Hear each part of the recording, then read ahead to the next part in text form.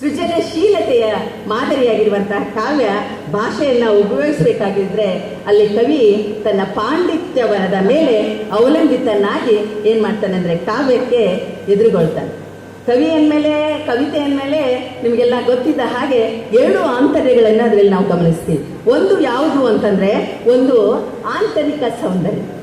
ಬಾಹ್ಯ ಸೌಂದರ್ಯ ಅಂದ್ರೆ ಅದು ಕಟ್ಟುವಿಕೆ. ನಮ್ಗೆ ಏನ್ ಕಾಣಿಸ್ತದೆ, ಕಾವ್ಯ ಏನ್ ಕಾಣಿಸ್ತದೆ, ನುಡಿಗಟ್ಟಿದೇನಾ, ಯಾವ ಇದ್ರಲ್ಲಿ ಮಾಡಿದ್ದಾನೆ, ಯಾವ ರಚನೆ ಇದೆ, ಇದು ಯಾವ ಪ್ರಕಾರದಲ್ಲಿ ಹೊಂದಿದ್ದಾನೆ, ಅದು ಬಾಹ್ಯ ಸೌಂದರ್ಯವನ್ನ ತೋರಿಸಿದ್ರೆ, ಆಂತರಿಕ ಸೌಂದರ್ಯ ಎನ್ನುವುದೇನಿದೆ ಅಲ್ಲ ಕವಿತೆಗೆ ಬಹಳ ಮುಖ್ಯ.